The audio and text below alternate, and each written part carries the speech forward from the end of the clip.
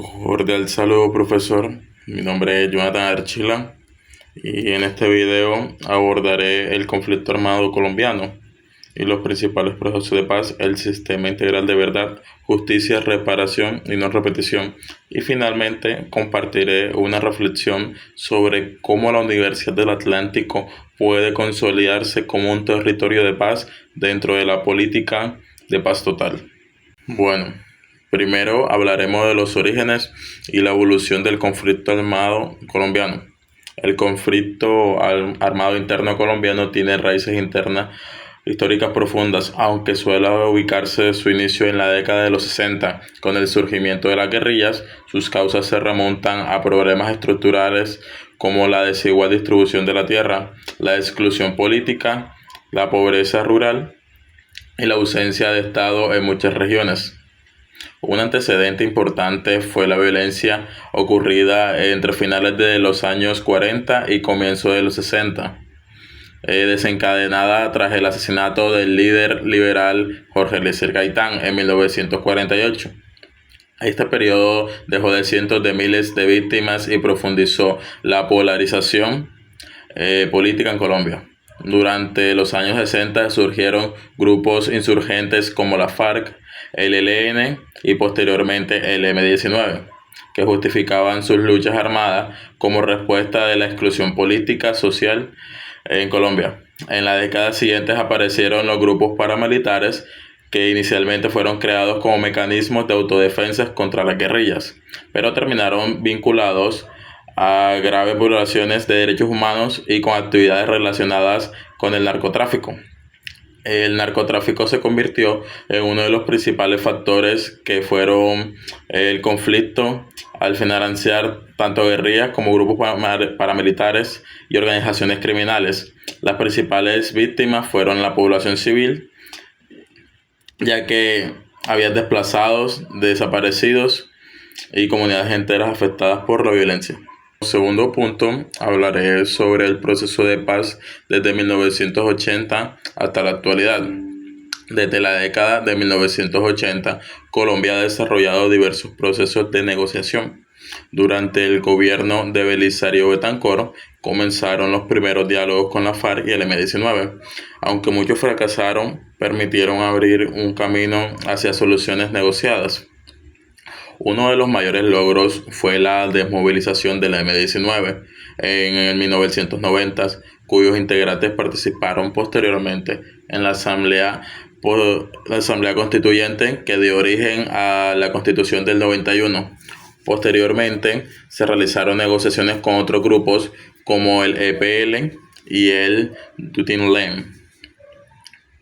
Entre 1998 y 2002 se desarrolló el proceso de Caguán con la FARC durante el gobierno de Andrés Pastrana, el cual terminó sin acuerdo debido a la continuidad de las acciones armadas.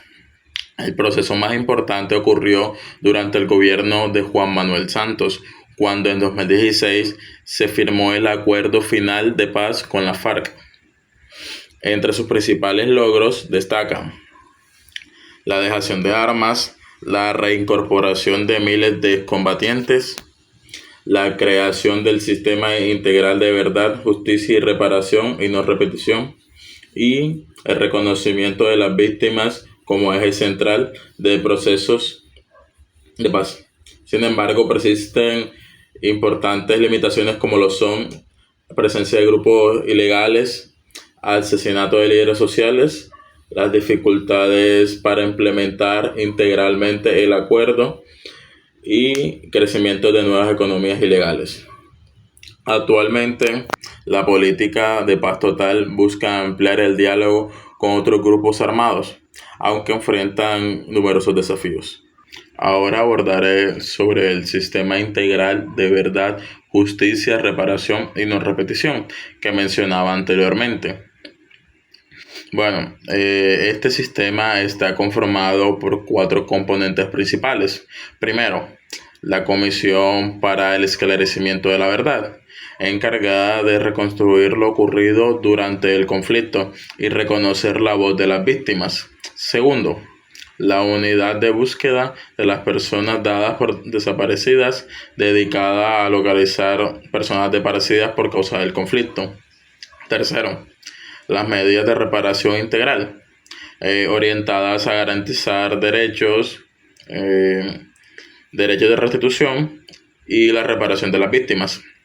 Finalmente, la Jurisdicción Especial para la Paz, o lo que todos conocemos como JEP, es un tribunal de justicia transicional encargado de investigar y sancionar los crímenes más graves cometidos durante el conflicto por todos los actores involucrados. La JEP busca equilibrar justicia y paz mediante el reconocimiento de las responsabilidades, la reparación de las víctimas y las garantías de no repetición. Bueno, ya como reflexión personal, haciendo alusión a la Universidad del Atlántico y este tema que estamos tocando del conflicto, considero que la Universidad del Atlántico puede consolidarse como un verdadero territorio de paz si fortalece una cultura basada en el respeto, el diálogo y la participación democrática. La universidad no solo forma profesionales, sino que también forma ciudadanos críticos capaces de resolver los conflictos mediante el diálogo y no mediante la violencia. Esto implica promover espacios de memoria histórica, investigación sobre el conflicto colombiano, programas de inclusión social, atención a estudiantes víctimas del conflicto y proyectos de extensión con las comunidades. Asimismo, es fundamental fomentar el respeto por la diversidad política, cultural y étnica dentro del campus universitario. La construcción de paz comienza en escenarios cotidianos como las aulas, donde aprender a escuchar opiniones diferentes constituye una práctica democrática indispensable. Desde esta perspectiva, la Universidad del Atlántico puede convertirse en un laboratorio de reconciliación que contribuya al desarrollo de la paz total en Colombia.